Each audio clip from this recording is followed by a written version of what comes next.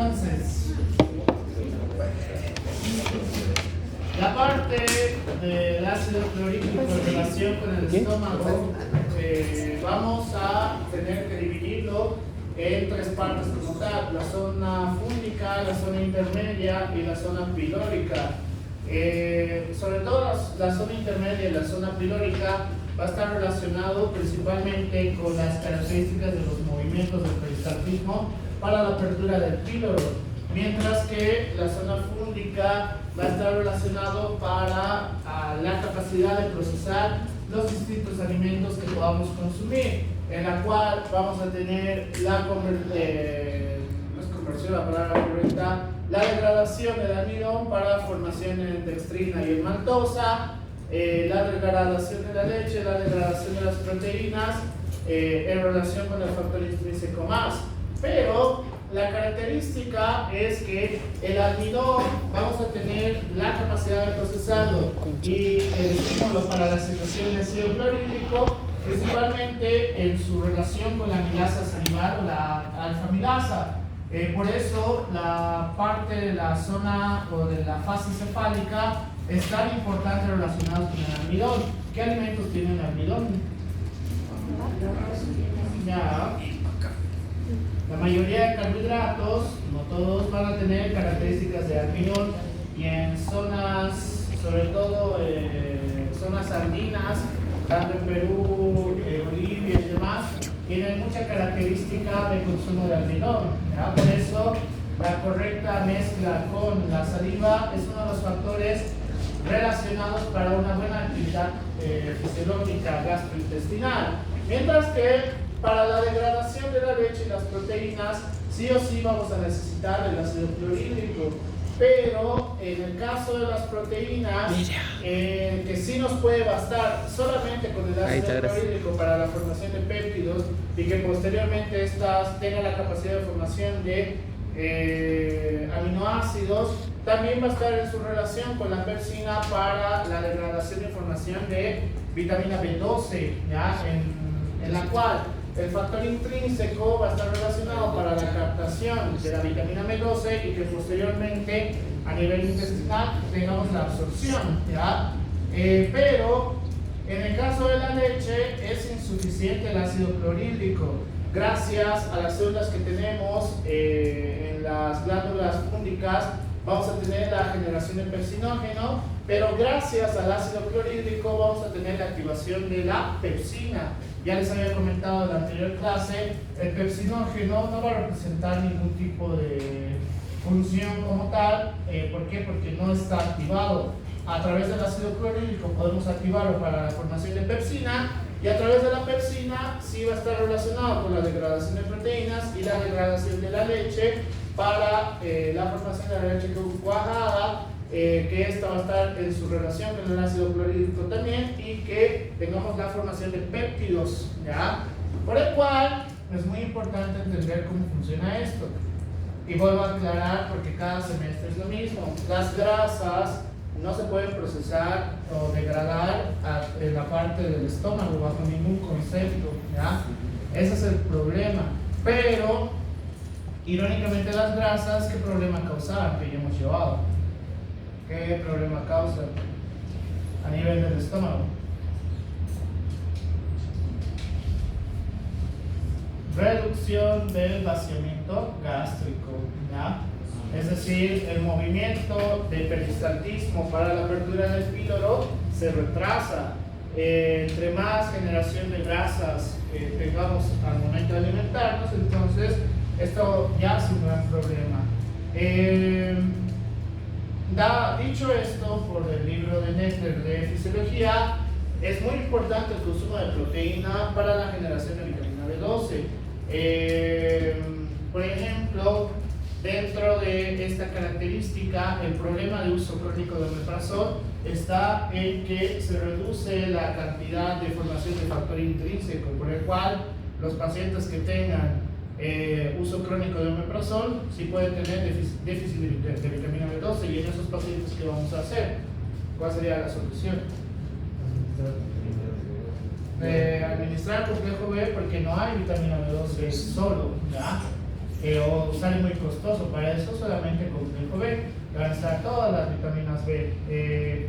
Pero también ocurre en un tipo de anemia en específico, dado por consumidores de alcohol o alcohólicos como tal, ¿ya? Que va a ser la anemia perniciosa, que es muy similar a lo que ocurre con el omeprazol. Vamos a alterar la cantidad de secreción de ácido clorhídrico, sobre todo para la activación del pepsinógeno como tal, y en estos pacientes, entre más severo sea este trastorno inflamatorio, la formación a través de la degradación de las proteínas de vitamina B12 cada vez se va afectando, por el cual en el alcohólico vamos a tener anemia perniciosa, ¿ya? Anemia perniciosa. Entonces es muy importante entender cómo funciona esta primera parte, por el cual frente a lo que sea que consumamos, vamos a tener mecanismos de defensa de la mucosa, en la cual cuando incrementamos la cantidad de secreción de hidrogeniones y pepsinógeno, vamos a tener un aumento de secreción de moco y un aumento de la cantidad de secreción de bicarbonato, tratando de hacer una reabsorción de los hidrogeniones. Esto, sobre todo en las primeras etapas de la vida, hasta sus 25 años aproximadamente, funciona y funciona bastante bien. Por eso, a pesar de que ustedes, no sé, estén consumiendo esa Maruchan negra, que es extremadamente picante, no sienten grandes cambios a nivel de la mucosa gástrica. ¿Por qué? Porque fisiológicamente hablando, hay una protección a través de esto, pero esto no es para siempre, por si acaso, ¿ya? Mediante el proceso inflamatorio vaya implementándose los mecanismos de la mucosa para reducir el impacto de la pepsina cuando ya tenemos la activación a través del pepsinógeno, se reducen, ya no hay tanta secreción de moco, y por el cual para la formación de bicarbonato y reducción de los hidrogeniones para convertirlos en agua y CO2, este proceso cada vez va reduciendo, ¿ya? Y en algún punto vamos a empezar con el proceso de inflamación de la mucosa. Dicho de otra manera, vamos a empezar con gastritis, ¿ya? Gastritis. Entonces, es normal tener gastritis menor a los 25 años. Depende de qué. ¿Depende de qué? No. Depende de la etiología. ¿Cuáles son las 4 etiologías de la gastritis? Ya, infección, gastritis por estrés, medicamentos y infección. Ahí ya me han dicho lo mismo, falta uno. Ya, alimenticio, ¿ya? Entonces, menor a los 25 años, ¿cuál de estos sí puede ser una causa de gastritis? No, alimentaria no debería. Infeccioso, ¿ya? Alimentario no debería, porque en teoría en su etapa desde 15 a 18 años tienen la mejor etapa nutricional porque sus papás hicieron un gran trabajo y no consumían porquerías, ¿no ven? Entonces, ni consumo de alcohol, ni consumo de tabaco, ni nada de esas cosas. Entonces, en este sentido, lo que es típico menor a los 25 años es que sí sea por el Helicobacter pylori, que eso es un poquito difícil de controlar, ¿verdad? Sobre todo cuando sales a comer fuera de casa. Entonces, el Helicobacter pylori sí puede ser una causa para gastritis fuera de un rango de edad. Puede ocurrir menor a los 25 años, puede ocurrir mayor a 60 años. Las demás sí están relacionadas por causas a partir de los 25 años hacia adelante. El estrés, lo mismo. Es muy raro que una persona menor a 25 años tenga tantos niveles de acúmulo de estrés como para generar gastritis. No sé, te has casado a tus 18 y ya vas a tu segundo divorcio, estás pasando oficio 2 por octava vez, no sé, la verdad no entenderías qué realmente te puede causar tanto estrés como para alterar los mecanismos de la mucosa, ¿ya? Con el factor estrés y a través de la parte alimenticia deberías comer porquerías sin consumir alcohol y tabaco, que sea tu desayuno de la mañana o algo por el estilo, para que a partir de los 25 años te afecte. Realmente sería muy preocupante esa situación. Probablemente pasa, sí, probablemente pasa, pero en términos generales, dentro de la característica epidemiológica, no es tan común. Así que tenemos que tener mucho cuidado en relación a esto. ¿Y qué deberíamos hacer con factor protector? Nosotros. Una alimentación adecuada, ya. ¿Qué? Ya les he comentado eso de no estresarse, es muy relativo. Si te está estresando tu pareja, entonces ¿qué ibas a hacer?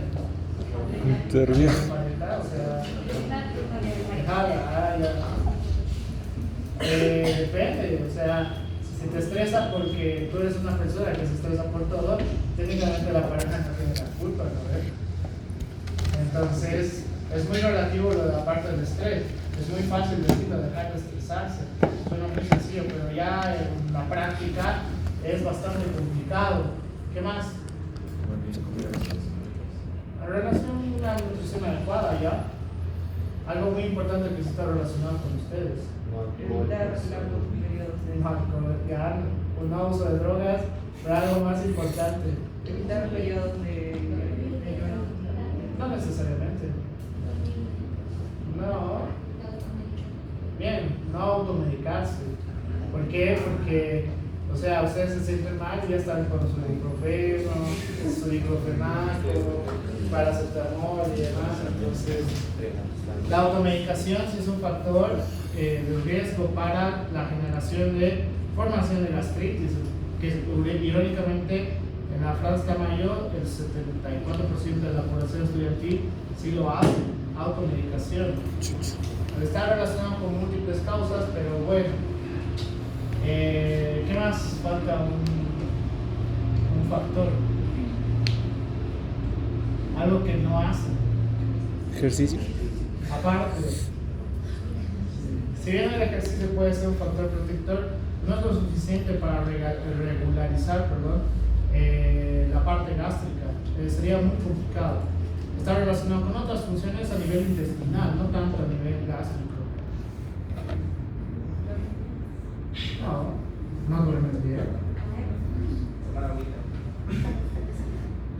En realidad, un factor de riesgo es que todo el tiempo estés comiendo fuera de casa. ¿Por qué? Porque no sabes cómo se hace el preparado realmente. Entonces, hay una alta posibilidad, entre más comas fuera, de que en algún momento tengas infección por el Helicobacter pylori, ¿verdad? Por el cual, ¿qué es lo que deberían hacer? ¿Hacerse de comer? No comen.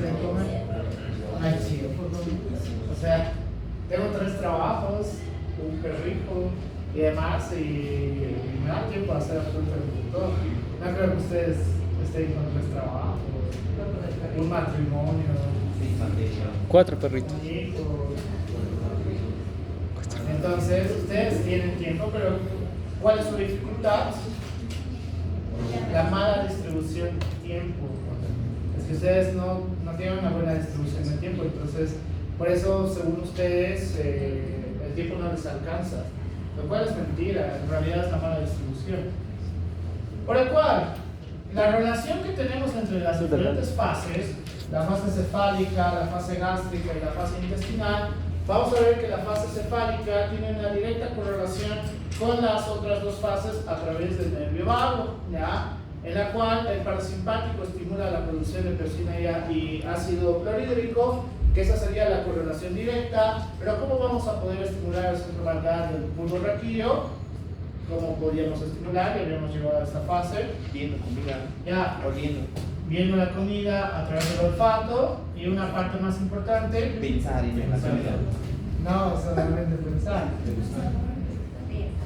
Estimulación de los mecanorreceptores y quimioreceptores, es decir, comer, ¿ya? Empezar a alimentarnos, por el cual esto ya lo habíamos llevado, y por eso, no me acuerdo quién de ustedes, incluso en la práctica anterior, les ha causado cefalea, ¿ya? Aquí está la explicación. La estimulación que tenemos hacia el centro vagal también está relacionado con los centros reguladores del corazón, por el cual puede crear vasoconstricción, por eso empiezas a sentir cefalea. ¿Por qué les ha dado un estímulo así? Porque ha empezado a generar náuseas, ¿ya? Asco, básicamente, a través de, lo cual no tiene sentido porque era su propio alimento, ni siquiera era vómito. ¿Por qué no era vómito? Bien, porque no está mezclado con el ácido gástrico, entonces no era vómito, a pesar de que algunos de ustedes me dijeron, parece vómito. Ok, parece vómito, pero no es vómito, solamente era una cantidad excesiva de masticación a través de, y la mezcla con la saliva, ¿verdad? Pero a varios de ustedes sí les ha empezado a causar indisposición. ¿A través de qué? A través del centro vagal del bulbo raquídeo, ¿ya? Así que es lo interesante de la práctica que está relacionado con la teórica también. Por el cual, una vez vamos a pasar a través de todo esto, la fase gástrica en relación con la fase cefálica, vamos a tener los reflejos nerviosos secretores locales, los reflejos vagales y la estimulación de la gastrina y histamina para mayor cantidad de secreción de ácido clorhídrico en toda la parte, en toda la porción del cuerpo como tal, en la cual estos estímulos van a ir a través del aparato circulatorio, principalmente relacionado con la gastrina, que van a llegar a la fase intestinal y van a estimular los mecanismos nerviosos y los mecanismos hormonales, es decir, todo se correlaciona, no podemos saltarnos uno con el otro, todos van a tener una influencia con la función en las diferentes fases. Por eso la alimentación correcta es tan importante. Qué bien, justo hablando de la práctica. Los efectos del vómito que vamos a tener, tenemos un proceso de contracción agresiva de la parte gástrica, que los efectos del vómito pueden ser por múltiples causas. La más común, sobre todo relacionada con infecciones, es el proceso inflamatorio y el aumento de la cantidad de secreción de ácido clorhídrico, por el cual este estímulo hace la apertura del esfínter esofágico inferior, y vamos a proceder al vómito. Pero ¿cuál es el problema de todo esto? Que nos puede llevar a procesos de deshidratación, alteraciones hidroelectrolíticas y a procesos de trastornos ácido-base también. Por el cual los vómitos tenemos que tener mucho cuidado. ¿Por qué? Porque, o sea, si yo puede ser un ebrio que vomita constantemente, pues puede llevarnos a trastornos hidroelectrolíticos, a trastornos ácido-base, lo cual es sumamente peligroso, ¿verdad? Por eso tenemos que saber qué es lo que ocurre. Y el encargado de regular esto es el buffer renal. El riñón va a tratar de regular todos estos procesos, por el cual, hacia la larga, también podemos tener trastornos asociados con la función renal, solo a través de los vómitos, sobre todo con su relación de trastorno hidroelectrolítico. Por eso es tan importante aprender cómo funciona todos estos aspectos sistémicos a través de trastornos tan típicos como pueden ser el vómito. Típicos, ¿por qué? ¿Cuántos de ustedes han vomitado? Estoy casi seguro que el 99%. Sea la causa que sea infeccioso, sea por alcohol, sea porque algo te dio asco, etcétera, etcétera. O sea, en todos los casos, en el 99% de los casos, han tenido vómitos. No digo el 100% porque habrá algunos de ustedes que no consumen alcohol, comen bien, entonces de repente no se han dado una infección gastrointestinal tan severa. En cambio los demás, pues ya sé todo a través del chisme de Instagram, con nombres y fotos de paso.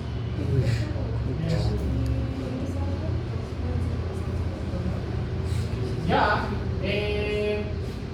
en su relación con el reflejo vago-vagal, en teoría el dolor intenso más allá de 7/10 en la escala de EVA sí puede llevarnos a un proceso de estimulación vagal que inclusive empieza a darnos náuseas y vómitos posteriormente. Estimulamos el centro del vómito y nos puede dar la característica de vomitar por una causa diferente. Hay otra causa que no es tan habitual estadísticamente, que también es traumatismo craneoencefálico, ¿ya? El traumatismo craneoencefálico por alteración del centro del vómito por el proceso inflamatorio también te puede llevar a vómito, que es no tan típico, ¿verdad?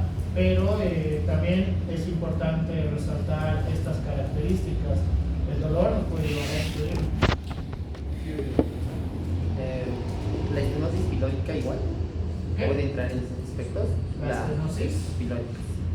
Ya, puede ser por el aumento de la cantidad de secreción de ácido clorhídrico y pues como el píloro tiene una reducción y no sale todo el contenido a la velocidad que debería salir, puede llevarnos a una apertura prematura del esfínter esofágico inferior a través de principalmente la cantidad de formación de ácido clorhídrico que tenemos, ¿verdad? Así que es muy importante entender cómo funcionan estos procesos como tal.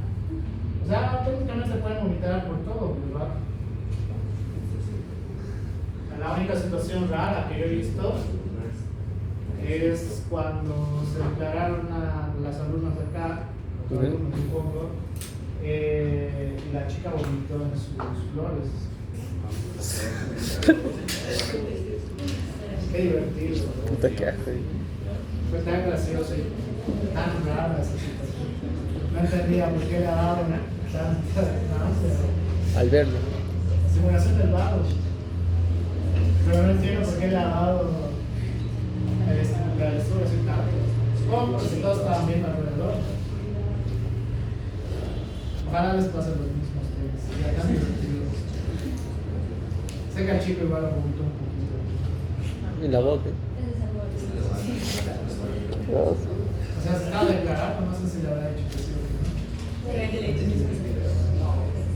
que no. Ya. Entonces, una de la parte que forma parte de la fase gástrica, y eso es irónico, que forma parte de la fase gástrica, es justamente la parte de la vesícula. Es una relación entre la fase gástrica y la fase intestinal. ¿Por qué? Porque la fase intestinal, finalmente, podemos decir que es una fase intestinal a partir de la segunda porción del duodeno, que justamente está relacionada con la vesícula biliar. Pero la vesícula biliar tiene un estímulo a través de la fase gástrica, es decir, cuando tenemos un aumento de la secreción de ácido clorhídrico, también vamos a tener un estímulo hacia la formación de bilis hepática y posteriormente la estimulación a la vesícula para la contracción y la liberación de bilis vesicular, ¿ya? Por eso los que tienen problemas de vesícula, cuando consumen algo demasiado picante, estimulan también la vesícula por la característica de relación con la parte gástrica y la fase intestinal, ¿ya?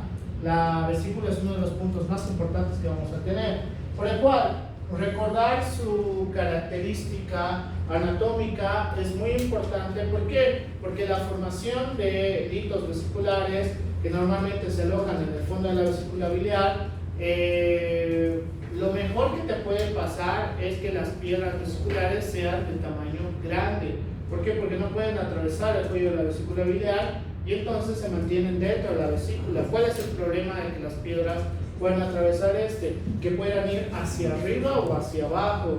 Que la obstrucción ya esté relacionado con la bilis hepática empiece a dañar a través del conducto cístico o empecemos a dañar también el páncreas, ¿ya? Que te puede dar pancreatitis por una colecistitis, colelitiasis, crónica y encima que te dé pancreatitis, que puede ser habitual, que esto se soluciona solamente con cirugía, ¿ya?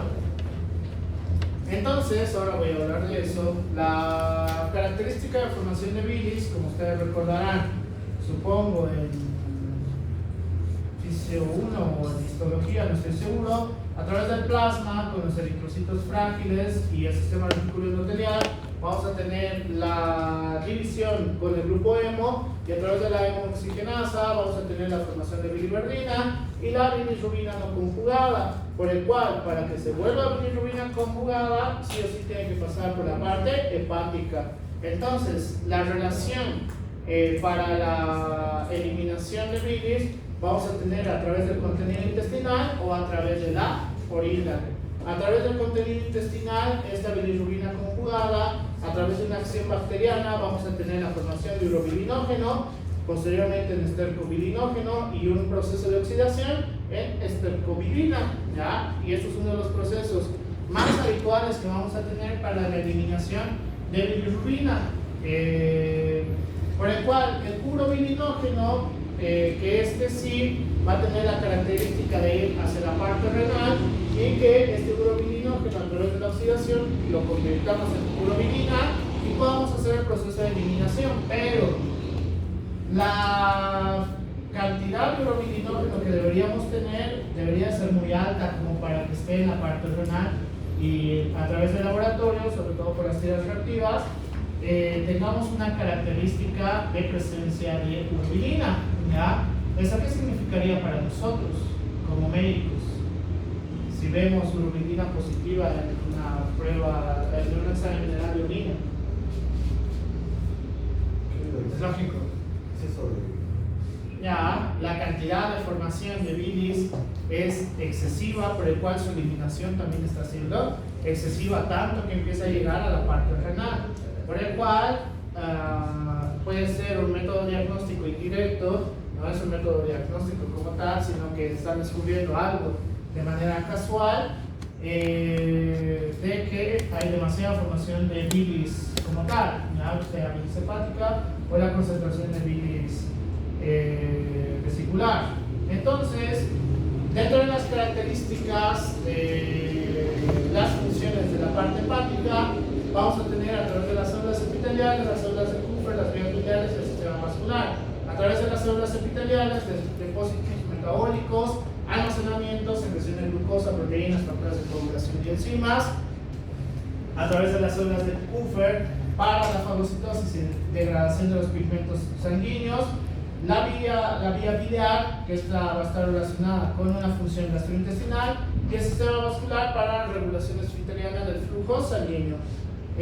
Todas estas son varias de las funciones hepáticas que tenemos, por el cual dentro de las vías biliares, que esta está relacionada directamente con la característica gastrointestinal, aparte del almacenamiento, vamos a ver que a través de las células hepáticas, para su conjugación, la liberación de bilis hepática o bilis vesicular solamente debería ocurrir en presencia de alimentos, ¿ya? Pero alimentos que estimulen la contracción de la vesícula. ¿Cuáles pueden ser estos? Ya, bien. Principalmente grasas, ¿ya? Principalmente grasas, en la cual vamos a sufrir el proceso de que nuevamente pase la parte hepática, todavía bilis que se puede conjugar, hasta que finalmente pasemos a la formación de urobilinógeno. Una vez tenemos la formación de urobilinógeno, la mayoría se va a ir a través de las heces fecales y un pequeño porcentaje se va a ir a través de la parte renal, ¿ya? Un pequeño porcentaje, la mayoría del porcentaje se va a ir a través de las heces fecales. En este sentido tenemos que tener mucho cuidado al momento de determinar por otras vías si tiene alteración de la parte de la vesícula. ¿Por qué es tan importante saber la diferencia entre la bilis hepática y la bilis vesicular? ¿Qué es lo más llamativo que tenemos la diferencia de uno y otro? La formación de sales biliares. Dicho de otra manera, esto ya es más cirugía, pero bueno, está relacionado con fisio. El acúmulo de las sales biliares que tenemos, porque obviamente la vesícula va a funcionar como un reservorio, es muy importante. ¿Por qué? Porque frente, no sé, ustedes son pecadores o tenían dinero y decidieron el día sábado o el viernes que era feriado, voy a dar mi gusto y voy a comer un lechón y con mi cerveza y no sé, o sea, algo que realmente representa un estímulo agresivo hacia la parte de la vesícula. Entonces, cuando ustedes tienen colecistectomías, es decir, han hecho el retiro de la vesícula porque el proceso inflamatorio ha sido continuo, en estos casos vamos a ver que la bilis hepática tiene menor cantidad de sales biliares, por el cual, si tú hacías eso normalmente, no sé, de estudiante o de residente o de interno, entonces cuando ya no tienes la vesícula, hacer esa degradación de ese lechón más tu cerveza al organismo le cuesta el doble o el triple en algunos casos, por el cual están las nuevas guías, que creo que salió una guía el año pasado, que no es necesario, pues sí, puede ser parte de su tarea de esta semana. Voy a ver, podemos ver que cuando hacen el acto quirúrgico y hacen la colecistectomía, por lo menos tienen que hacer una dieta mínima de 3 meses, que es lo ideal, 6 meses de dieta blanca y blanda. ¿Por qué? No pueden consumir grasas, no pueden consumir alcohol bajo ningún sustento, porque ya no tienen el acúmulo que tenían antes. Si ustedes tienen colecistectomía y no han hecho una dieta mínima de 3 meses, que la mayoría de pacientes a nivel Latinoamérica con suerte ya hace un mes, lo único que va a pasar es que la estimulación a través de la secreción de bilis hepática es muy agresiva. Entonces, ¿cuál es el problema de la secreción de bilis? Es que también estimula la cantidad de secreción de ácido clorhídrico. Es como un proceso de retroalimentación entre estos dos. El ácido clorhídrico estimula para la formación de bilis como tal, y la formación de bilis también estimula para mayor cantidad de secreción de ácido clorhídrico, por el cual estas personas que tienen colecistectomía y no han hecho la dieta, ¿qué es lo que les va a ocurrir más adelante? Bien, gastritis y alteraciones con la secreción de la bilis hepática, ¿ya? Por el cual es una de las causas más habituales que tienen, y los pacientes normalmente culpan al cirujano. No, antes no tenía gastritis, me han operado y ahora tengo gastritis. Claro, tú tienes gastritis porque no has cumplido el mínimo, que puede ser un error de los lados, que el cirujano no te haya explicado que mínimo tendrías que hacer 6 meses de dieta, o 3 por lo menos, o que directamente tú no hayas hecho caso a las indicaciones del cirujano, ¿ya? Entonces, ¿cuál es el problema de esto? Esto lo puedo regular en algún momento. Según la guía, dice que es muy complicado que lo pueda regular, porque tendrías que hacer una dieta de 1 año por lo menos, de dieta blanca y blanda. Entonces, algo casi imposible para la mayoría de personas. La cantidad de proteínas igual que puedes consumir a través de esta se reduce en demasía. Así que algunos tienen ustedes tipo de bueno, pues supongo que para esto la edad para apendicitis normalmente es entre 15 hasta 25 años aproximadamente. O sea, ustedes están en un factor de riesgo que es la edad para que les dé apendicitis. A partir de los 25 años hasta 45, si no me equivoco, es colecistectomías, o sea, colecistitis litiásica o no litiásica. Y a partir de los 45 o 50 años vuelve a ser un factor de riesgo para apendicitis. O sea, siempre van a tener un factor de riesgo para que los operen, por si acaso. Estos son los componentes que tienen cada hacer equilibrio de las técnicas y la acumulación de líquidos. Ya, también. Por eso, ahora les voy a mostrar por qué tenemos la formación de mitos vesiculares, todavía no es. Pero la característica en su relación de estimulación que vamos a tener a través de la vénula, de las arteriolas del conducto biliar, todos van a estar relacionados con una gran función, ¿ya? Por el cual todo lo que ustedes consuman es lo que son. Es una frase muy antigua que está en la medicina, que desde un punto de vista fisiológico sí tiene razón. Todo lo que ustedes consuman, ustedes son. O sea, si tienen una mala alimentación, su organismo también va a estar mal, por si acaso. Si tienen una buena alimentación, su organismo también va a estar bien. Por el cual, la característica de contracción va a ser en esta zona de la vesícula, por el cual los litos sí pueden salir. Lo mejor que te puede pasar es que los litos sean tan pequeños y los eliminas a través de las heces fecales, en el mejor de los casos. Pero si ya nos lleva un proceso de obstrucción, ahí estamos totalmente arruinados. Por el cual, ¿cuáles son las características para la formación de cálculos biliares? La absorción excesiva de agua de la bilis, en la cual esta se altera, y la característica es que normalmente está asociado con una disminución de la cantidad de agua que deberíamos consumir, es decir, según nuestra agua corporal total, no estamos consumiendo el líquido que deberíamos consumir, ¿ya? Entonces esto nos puede llevar a la absorción excesiva de agua a nivel de la bilis, por el cual disminuye esto y tenemos demasiados ácidos biliares, y a partir de los ácidos biliares sí vamos a tener la característica de formación de litos, absorción excesiva de ácidos biliares a través de la bilis, o sea, tengamos demasiada generación de ácidos biliares, que esto está principalmente asociado con ¿qué? Demasiado consumo de grasas, ¿ya? ¿Por qué las grasas nos llevan a la formación de litos? Porque tenemos demasiada absorción de ácidos biliares, entonces esto crea un desbalance. En este sentido, ¿por qué necesita tanto los ácidos biliares? Porque si estás consumiendo grasa constantemente, necesitamos eliminar o degradar, degradar las grasas para que esté la fisiología normal. Pero este es un problema porque nos puede llevar a la formación de litos, ¿ya? Demasiado colesterol en la bilis también puede ser, ¿por qué? Porque podemos tener la característica de formación de litos vesiculares a través de formación de litos por colesterol, ¿ya? Y ahora les voy a hablar sobre el colesterol.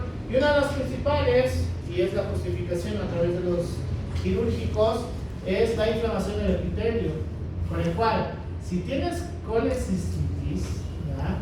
Colecistitis, es decir, solamente inflamación de la vesícula, tienes un factor de riesgo para hacer litos, ¿ya? Por el cual, por este motivo, y es la justificación, incluso en las actualizaciones, cuando tienen colelitiasis, es decir, ya tienen formación de litos a nivel de la vesícula, el acto quirúrgico es inevitable, por si acaso, ¿ya?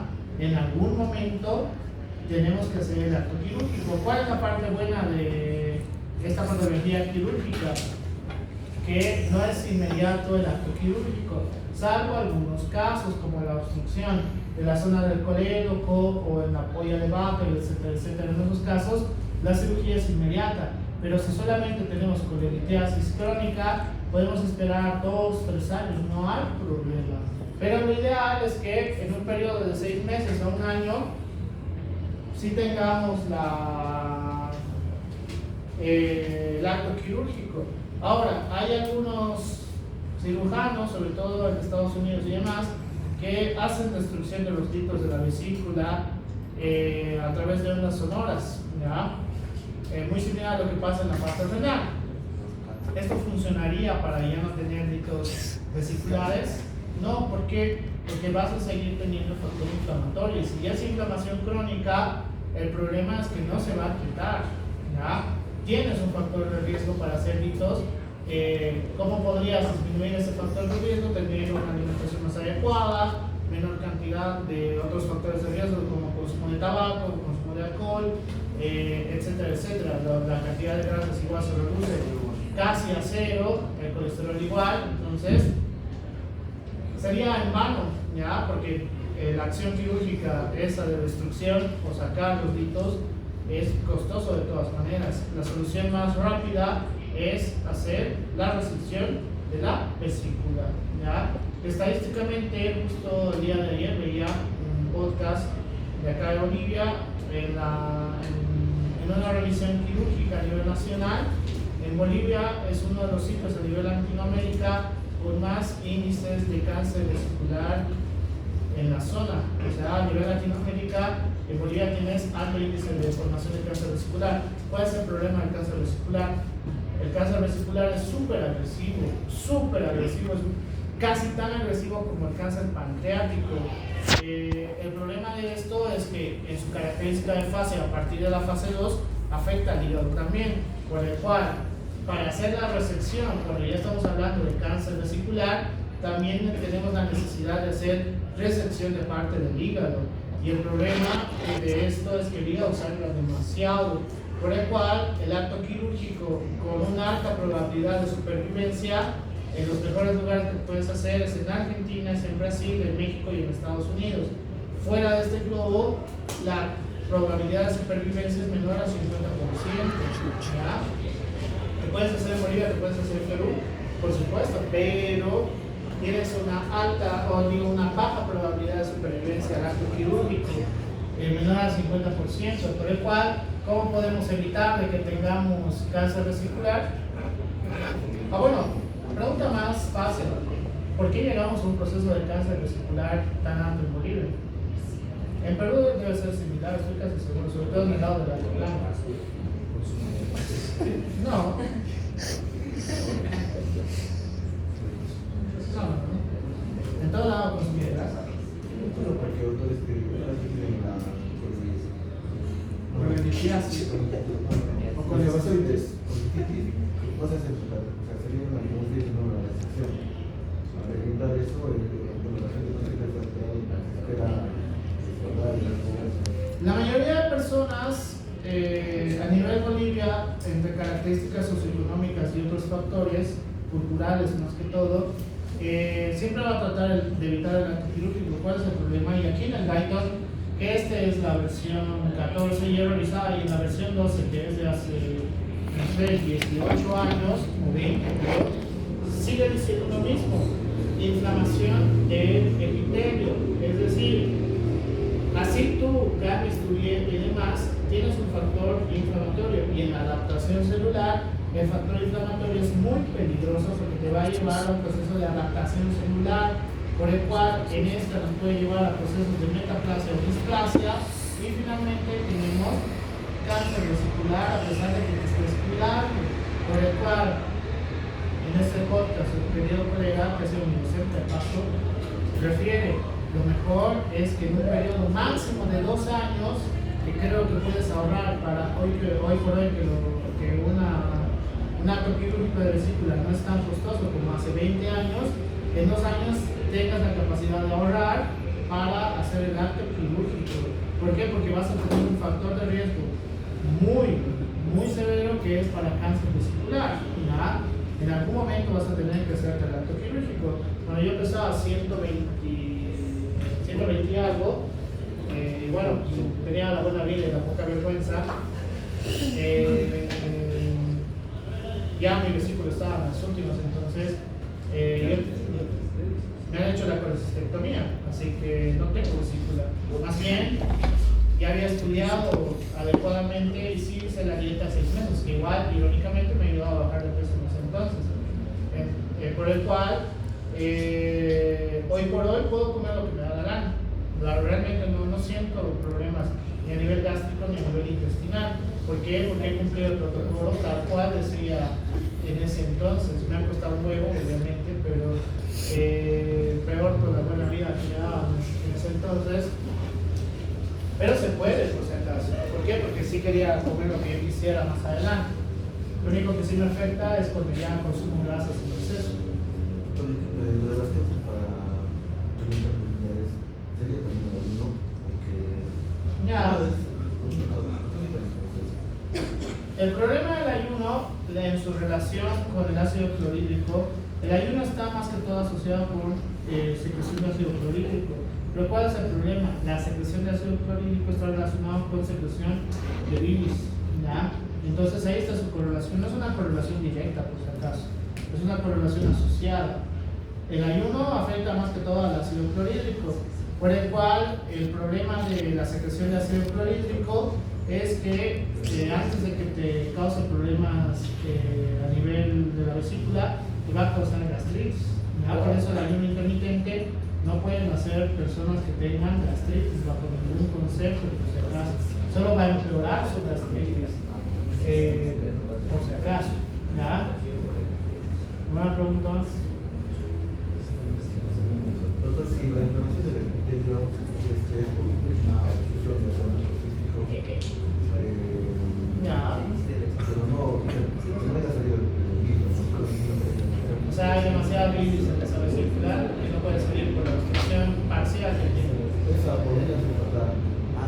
Depende, si la piedra es demasiado grande, igual es resección quirúrgica, porque no podemos ampliar el espacio a través del cuello, porque si lo amplían sería muy peligroso, ¿verdad? Porque de ahí vamos a tener uno de los trastornos más famosos entre los cirujanos, que se llama síndrome de Milici.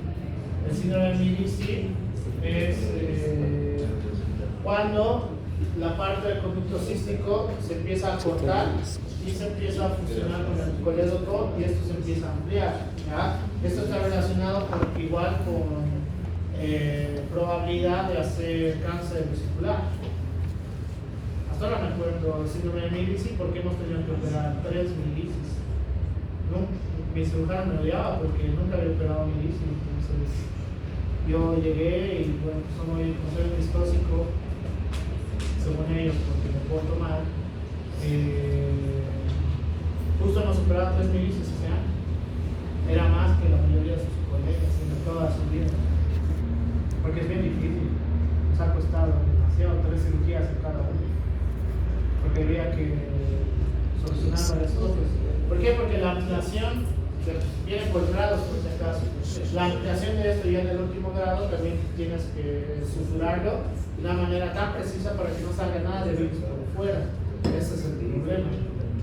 Así que podemos tener muchos problemas, sobre todo cuando hay una obstrucción del hito hacia la parte del conducto cístico.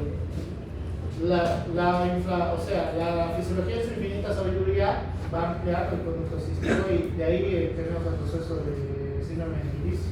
Por eso la solución es la antiquímica.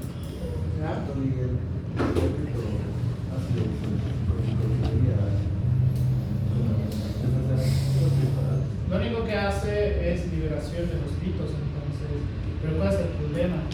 Si los litos siguen siendo muy grandes, no se van a liberar. Sí. Ese es el problema. No, porque puede ser que, no sé, sean tus primeros 3 meses con hito, si ya se ha formado un hito grande que puede ocurrir con una característica genética, no hay marcha atrás, ¿ya? Problemas. O sea, inevitablemente van a llegar a la quirúrgica en este caso. Y estadísticamente en medicina, el 60% de los colegas llegan al quirúrgico, o sea, por apendicitis o sea por colecistitis. ¿Ya? ¿Por qué? Por el estilo de vida, obviamente. Tienen tanta formación de fecalitos por las porquerías que comen en el hospital, más las grasas, estimulación a la vesícula, entonces estadísticamente el 60% de los colegas llega a un acto quirúrgico. A mí ya me han hecho uno. No quiero apendicitis porque esta estructura de más se dice. Entonces, a mí me dolió hasta, según yo, hasta 8, pero según el cirujano, eso era hasta 6. No quiero saber cuánto duele hasta 8 realmente, la verdad. Como dice en el libro, la apendicitis puede llegar hasta 8, en escala de 10. Casi me desmayo, No. Por eso me cuido de mi alimentación. ¿Alguna otra pregunta? ¿Hay patologías relacionadas? El acto quirúrgico. Depende si es una cirugía abierta o si es a través de laparoscópica. La laparoscópica, que normalmente es un proceso inflamatorio crónico, en los agudos no se opera por si acaso.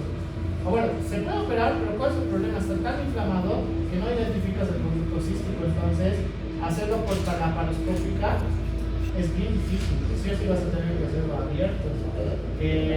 Pero en laparoscópica máximo 45 minutos.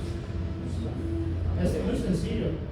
O sea, al final hemos aprendido tanto porque operaban conmigo mucho y eso los enojaba a mis queridos cirujanos, que hasta yo ya aprendía. Porque es como jugar videojuegos, por lo menos así yo lo interpretaba, porque es al revés, o sea, para ir hacia la derecha dentro de la parte preliminar que ves en la pantalla, tienes que ir hacia la izquierda, entonces igual, para ir hacia arriba tienes que ir hacia abajo. Para mí era sencillo porque los videojuegos funcionan de esa manera, entonces es practicas y hasta me han hecho hacer la sutura en el conducto cístico con la laparoscópica. ¿Por qué? Porque ya operábamos mucho y era muy sencillo. En abierto es un show porque normalmente puede durar hasta un máximo de 2 horas. Dura harto, y encima como si fueras un pescado, desde acá hasta acá te van a abrir. Y el abdomen queda con una cicatriz horrible, que alguna vez nos ha pasado porque decía que solamente tenía colecistitis crónica y tenía síndrome de Milici. Y el síndrome de Mirice no puede ser por, no puede ser por laparoscópica, tiene que ser sí o sí abierto. Y el de Mirice se opera. Entonces, vamos a tener que hablar con sus familiares y explicarles que va a parecer un pescado de Semana Santa. Porque sí, el acto quirúrgico es agresivo. Pero es interesante. Ahora pregunta más a la doctora. ¿Hay neuropatías relacionadas con el esfínter de la secreción de la bilis? ¿Cómo otra vez? Neuropatías que afectan al esfínter o a las células y a su secreción. Ya, de la bilis. en teoría sí, solo que no es tan habitual. O sea, en relación específicamente con el esfínter de Oddi, puede ser que no tengamos una apertura al momento de la mezcla de la bilis con la parte del. El término es incorrecto, jugo pancreático, porque en algunos libros muy antiguos todavía dice jugo pancreático. Con las enzimas pancreáticas, ese es el término correcto. Puede ser que no hay una apertura correcta y el problema es que la bilis retorna hacia el páncreas. Entonces, eso te crea un proceso inflamatorio continuo. No es tan habitual, pero puede ocurrir. Normalmente asociado con factores genéticos. Según la última actualización, el cáncer vesicular, eso sí lo he leído bien, sí puede ser un factor genético. O sea, puede ser que si tu familia, alguien ha tenido cáncer vesicular, hay mucha posibilidad de que tengas un factor de riesgo. Todavía esto está en investigación, por si acaso, pero sí han visto que, no sé, abuelo tenía y falleció por cáncer vesicular, su padre también le dio cáncer vesicular y el hijo, a partir de este linaje, tiene una posibilidad, ¿ya? En mi familia, mi tía, yo ya no tengo vesícula, entonces no es algo de lo que me tenga que preocupar, así que es la verdad. O sea, no tengo vesícula, no tengo el factor de riesgo ya he hecho el acto quirúrgico, entonces es algo que no tengo que preocuparme. Pero interesante la correlación. Y como en Bolivia es tan habitual, los bolivianos tienen que ver ese factor, por si acaso. Estoy casi seguro que es más relacionado con el factor anticano por la administración. En Perú, en Ecuador, Argentina, debe ser similar, solo que no lo están investigando como deberían. Acá investigan mucho el cáncer. Bien, doctor, mi compañero dice, cuando te operaste la vesícula, es cierto que no tienes que renegar. Ya, el problema del estrés es que sí puede estar relacionado con un aumento del ácido clorhídrico, ¿ya? O sea, la secreción de ácido clorhídrico, ¿cuál era el problema en relación con la vesícula? También va a tener la característica de estimulación de mayor formación de bilis y secreción al mismo tiempo, por el cual no es algo directo, sino que está correlacionado principalmente con el ácido clorhídrico. Entonces, si tú empiezas a incrementar el factor del estrés a través de renegar y demás, pues sí puede afectar con una cantidad de secreción de bilis en periodos que no debería haber secreción de bilis, ¿ya? Y sí tiene relación, pero no es una relación directa, como la mayoría de colegas antes creían. Hoy por hoy sabemos que es una relación indirecta, pero que es muy importante también, ¿ya? O sea, tienes que estar tranquilo ese periodo de 3 meses o 6 meses, igual. Yo dejé de trabajar. Yo dejé el trabajo en ese entonces, porque sé que era un factor. Claro. Dejé 3 meses de trabajar y de ahí volví a un nuevo trabajo. Además, no es algo que todos puedan hacer, por si acaso. Cuidado, hagan lo mismo que yo y luego no van a encontrar trabajo y van a estar perdidos. Yo lo hago porque soy responsable con mi vida, no porque tenga mil trabajos alrededor. Entonces, el colesterol va a ser uno de los conceptos más importantes, principalmente relacionado con los triglicéridos, ¿ya? En la cual, ¿cuál es la relación que vamos a tener con la formación de ácidos grasos libres y secreción de ácidos biliares a través del consumo de colesterol? Pues la grasa y el colesterol en la dieta, en la segunda porción del modelo, va a tener la característica de estimulación de mayor cantidad de secreción de ácidos biliares. Por el cual, este es un proceso de retroalimentación en la parte hepática para la cantidad de aumento de secreción de ácidos biliares. Esto, a través de la parte del intestino, en relación con la formación de kilomicrones, vamos a tener la característica de la proteína de degradación de los kilomicrones, empieza a tener residuos de kilomicrones y a través de esto, la formación de ácidos grasos libres. ¿Cuál es el problema de la formación de ácidos grasos libres? Estos ácidos grasos libres pueden ir directamente hacia el tejido adiposo o hacia los tejidos periféricos, pero el problema es que este factor de los ácidos biliares puede estimular al tejido adiposo y al tejido adiposo principalmente para mayor formación de ácidos grasos libres, que esto va a estimular a los receptores de LDL y a los receptores residuales para tener la formación de VLDL a través de la proteína de degradación, de que tengamos lipoproteínas de mediana densidad y finalmente la formación de LDL. ¿Ya? El problema de esto es que este sí va a llegar a los tejidos periféricos, en la cual todas estas van a seguir estimulando la parte hepática con los receptores residuales como tal, y es un proceso de retroalimentación constante, principalmente asociada con la grasa y el colesterol.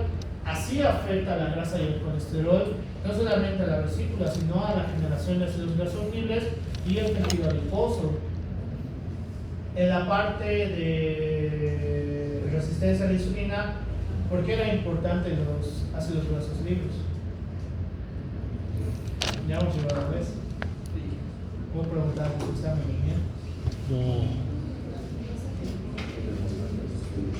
El factor proinflamatorio relacionado con la formación de ácidos grasos libres significa que vamos a estar con inflamación crónica también. Entonces, el consumo excesivo de grasas y colesterol sí va a estar relacionado, principalmente colesterol asociado con la formación de LDL, mientras que supongo que sabrán esto, el HDL está relacionado con a mayor cantidad de HDL, reducción del LDL, ¿ya? Entonces, por eso la mayoría de guías te dicen que es mejor tomar, si es que el paciente no tiene la cantidad económica, solamente pedir HDL, no tanto LDL. ¿Por qué? Porque si el HDL está a niveles adecuados, estamos casi 100% seguros que el LDL no va a sobrepasar la cantidad que debería tener, ¿ya? En cambio, si vemos una disminución del HDL, significa que el LDL va a empezar a subir en demasía. Y esto es peligroso, ¿por qué? Porque afecta, obviamente, al cúmulo de tejido adiposo y obviamente hacia los tejidos periféricos, ¿ya? Esto es lo que me ha pasado a mí, obviamente, más que otra cosa. La grasa y el colesterol en la dieta. Por eso por ahí ya casi no consumo nada, sobre todo colesterol que estimula el LDL. ¿Cuál sería el colesterol que estimula el HDL? Colesterol bueno. Bien, la palta, el aguacate. ¿Qué? ¿Comer qué? Omega 3. No te escucho. Omega 3. En teoría sí, pero ¿cuál sería sus alimentos? A menos que diga suplementos. Bien, pescado. Aceituna. El aceite de oliva es muy relativo, ¿por qué? O sea, si tú pones aceite de oliva a la lechuga y demás, ya, pero si tú usas aceite de oliva para cocinar, o sea, para freír, no funciona de esa manera, por su caso. Es muy diferente, porque cuando a veces a mis pacientes yo les digo eso, piensan que tienen que cocinar con aceite de oliva. El aceite de oliva es excesivamente costoso, por si acaso, entonces, a relación de otro aceite. En ese sentido, que tú frías con aceite de oliva no cambia mucho, por si acaso, sigues haciendo el mismo proceso freír.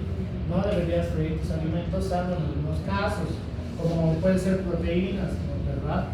Entonces, o peces, pollo y demás. Pero la mayoría de personas les encanta freír sus alimentos. ¿Qué otros alimentos? ¿Qué? Para subir el HDL.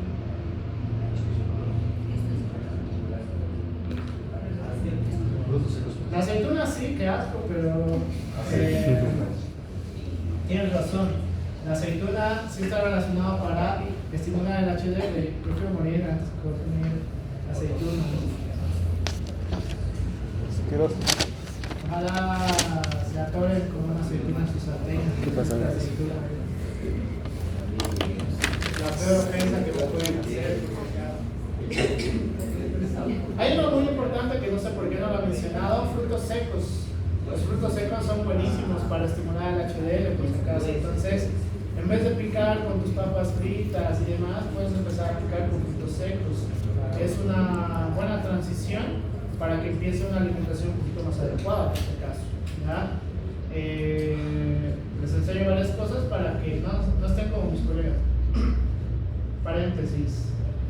Esa es la opinión personal. Veo a muchos colegas, hoy por hoy, que tenemos la misma edad, inclusive, ni siquiera son como mis otros colegas que han sido mis docentes, pero ya tienen mil y un patologías, o tienen hipertensión, o tienen diabetes, o ya les han dado el acto quirúrgico de colecistectomía, apendicectomía, están con problemas psicológicos, psiquiátricos, o sea, tienen tantos problemas a sus 30 añitos. Y es increíble por qué, pero estadísticamente en la carrera es muy habitual, por si acaso. Yo realmente espero que todo lo que yo les enseño por lo menos apliquen la mitad. En ese sentido, estoy casi seguro que a sus 40 o 45 años recién van a empezar estos factores de riesgo, no como mis colegas, que ya a sus 25 años están con factores de riesgo.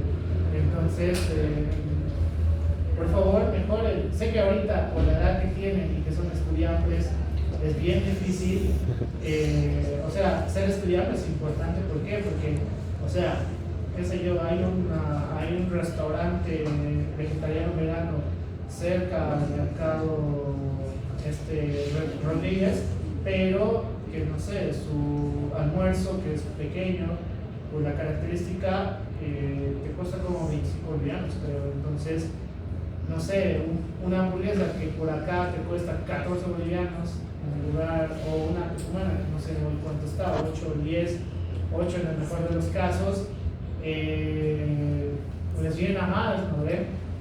Los llena mucho más, o puedes comprar dos humanos con precio, 3. Entonces, ser estudiante también es un factor de riesgo. ¿Por qué? Porque por el tema económico, obviamente, porque igual soy estudiante y me pagaba la universidad, tenía que decidir entre, no sé, hacerme fotocopiar el libro X y comer tucumanas o comer bien en el mes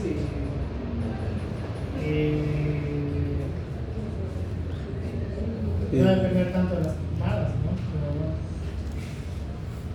ha pasado mucho. En teoría con ustedes no pasa porque ya tienen todos los libros de manera digital, no necesitan comprar ninguno, literalmente. ¿O no? Tengo celular. O sea, si lo compran y no tienen el factor económico, se me hace medio raro, no sé, no entiendo. Yo he comprado un libro por semestre, los demás digitales, el que más necesario sea, anato de la mayoría. La glucosa afecta a la parte vesicular, sí afecta a la parte vesicular. ¿Por qué? Porque vamos a tener dos vías, la vía de la pentosa de fosfato y la vía glucolítica.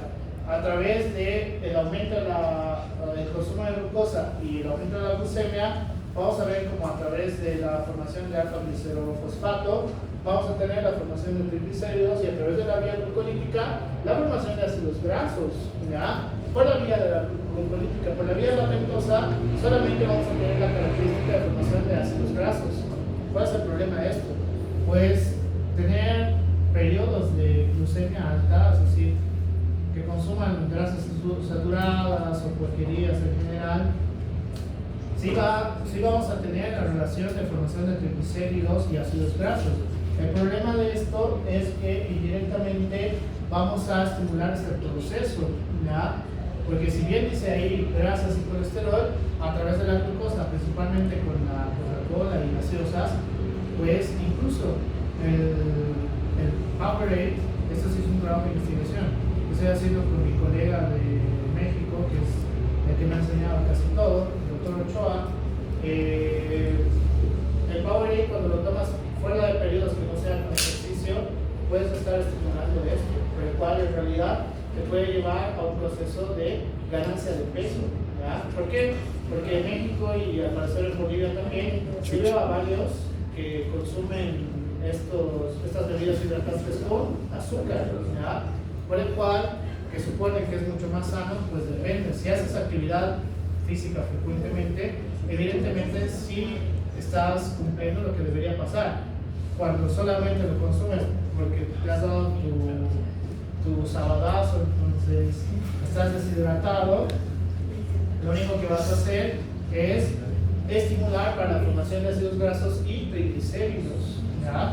Y hasta ahora en el trabajo de investigación que estamos haciendo, que la mayoría son estudiantes de México, sí hay una relación, y sobre todo con la parte de consumo de, ¿qué se llaman estos? Energizantes.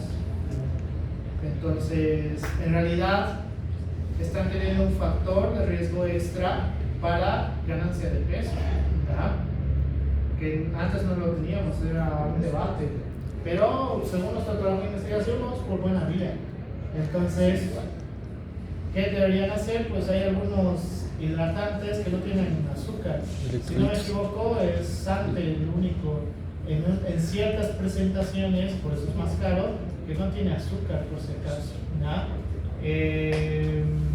O lo que sí deberíamos hacer todos es consumo de agua, ¿ya? Consumo de agua. ¿Por qué? Porque no tiene azúcar.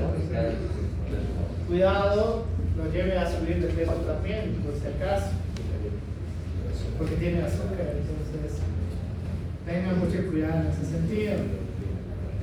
La relación de la parte hepática y la generación de aminoácidos a través de las proteínas o a través de los péptidos es muy importante. ¿Por qué? Porque a través de las células tisulares y las células hepáticas vamos a aprovechar los aminoácidos para la formación de las proteínas, y a través de esta tengamos la formación de proteínas plasmáticas, ¿ya? Que esto va a ser muy importante, principalmente relacionado con la fuerza colisosmótica, por el cual las fuerzas colisosmóticas tienen mucha relación con la parte hepática también, ¿ya? Para la generación de proteínas plasmáticas, principalmente. ¿Qué proteína plasmática tenemos? La albúmina, ¿ya?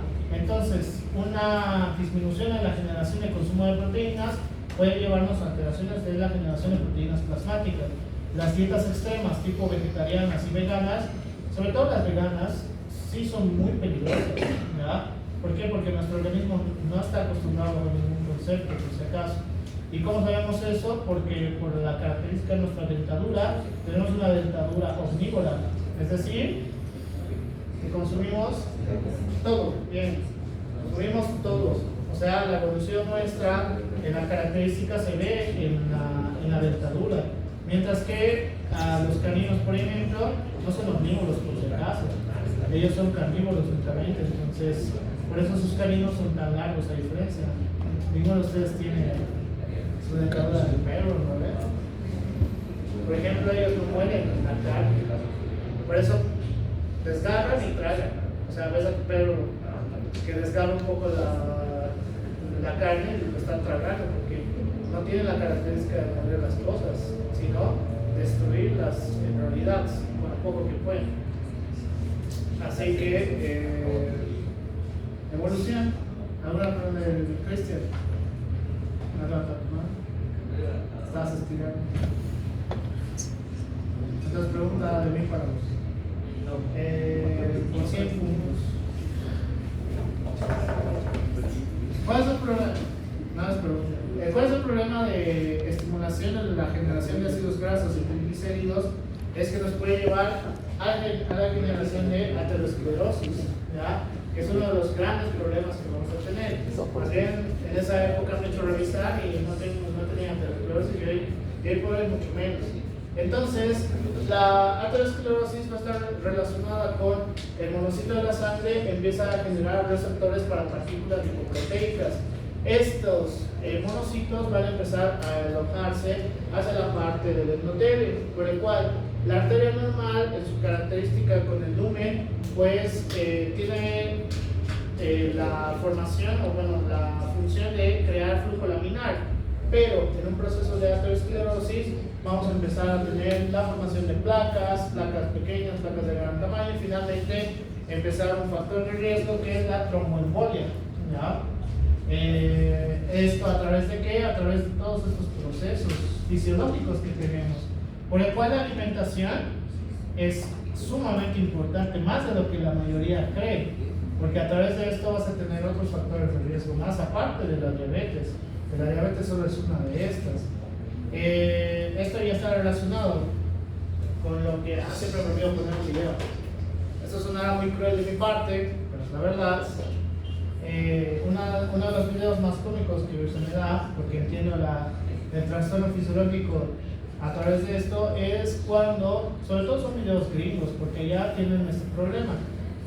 Han debido ver a pacientes con obesidad, obesidad mórbida y demás, que, no sé, su perro chihuahua se los escapa, tratan de correr y lo primero que pasa es que se tumban, ¿ya? Y ya no pueden pararse. ¿Por qué estos pacientes obesos no pueden pararse? O sea, porque la característica, y esto no es un concepto nuevo, pero la patología de esto ya lo sabemos mejor que antes. Se llama sarcopenia del obeso. ¿Qué es sarcopenia? La sarcopenia vamos a tener dos. Bueno, en realidad hay varias, pero las más comunes, o la más común es la sarcopenia del adulto mayor. La sarcopenia es la pérdida de masa muscular, ¿ya? La sarcopenia va a ser muy importante. ¿Por qué? Porque los huesos van a ser solamente como algo estático donde nos sirve como sostén, ¿ya?, de nuestro organismo. Las articulaciones son movimientos que podemos hacer como si fueran palancas. El verdadero efecto hacia los movimientos reales va a ser a través de la parte muscular, ¿ya? Es decir, para tener mejor capacidad en ciertos movimientos tienes que hacer un músculo más efectivo, ya sea en hipertrofia o ya sea en fuerza muscular, cualquiera de las dos. En la sarcopenia del obeso, muy similar en lo que veíamos en la aterosclerosis, empezamos a generar a través de los monocitos en la sangre que empiece a haber tejido adiposo entre el músculo, ¿ya? Al inicio entre el músculo y posteriormente alrededor de la parte muscular, por el cual esta generación de tejido adiposo alrededor del músculo empieza a dificultar un estímulo de adaptación muscular adecuada, ¿ya? En estos pacientes empiezan a tener mayor volumen, pero su músculo cada vez se va a ir degradando. Y el problema de esto es que vamos a empezar a llegar a una fragilidad física, ¿ya? Por eso empiezan estos videos son comiquísimos para mí. Soy mala persona, lo sé, no me importa, pero en este sentido tenemos que tener un concepto muy importante. El proceso inflamatorio que tienen estos pacientes empieza a degradar más el músculo, ¿ya? ¿Por qué? Porque empezamos a tener mayor generación de ácidos grasos libres, por el cual la sarcopenia del obeso en Estados Unidos y México es un problema. México le ha robado el primer lugar a Estados Unidos en tener la mayor cantidad de población con obesidad en el continente, ¿ya? Top 1 México, top 2 Estados Unidos. Acá en Latinoamérica creo que vamos por ese camino, por si acaso. ¿Por qué México ha empezado a romperle el lugar a Estados Unidos? La parte alimenticia en México, puedes encontrar comida rápida donde sea, literalmente donde tú vayas. Sobre todo en CDMX hay muchos sitios de comida rápida. Y la característica de la comida rápida, en la mayoría de los casos, es que es comida frita.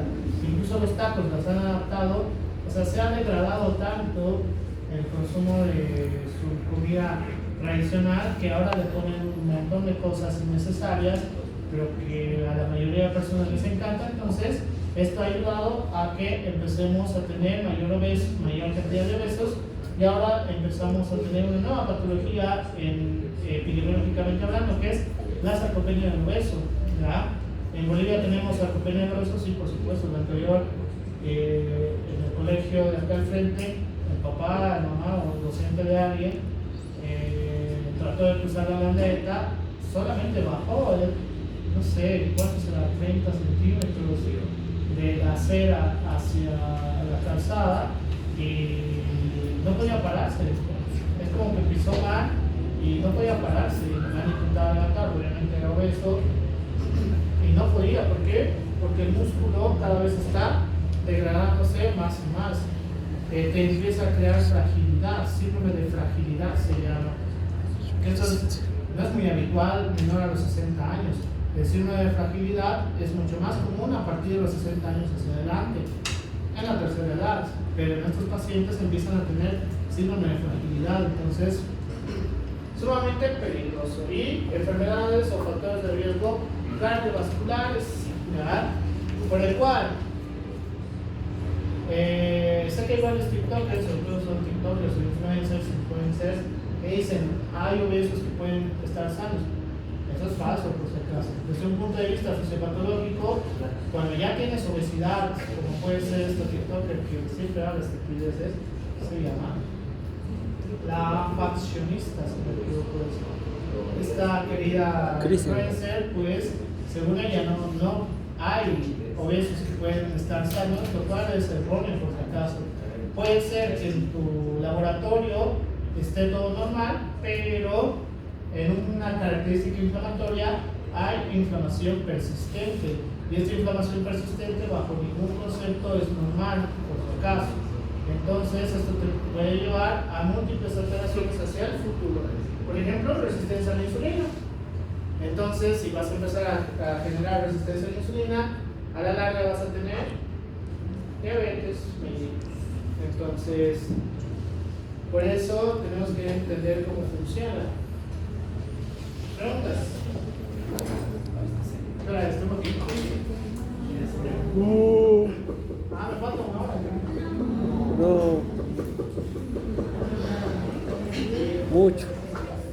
Ah, chucha, falta un culo. A la mierda. ¿Acaso? No.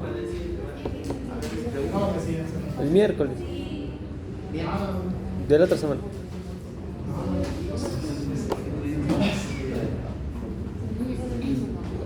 Sí, así es.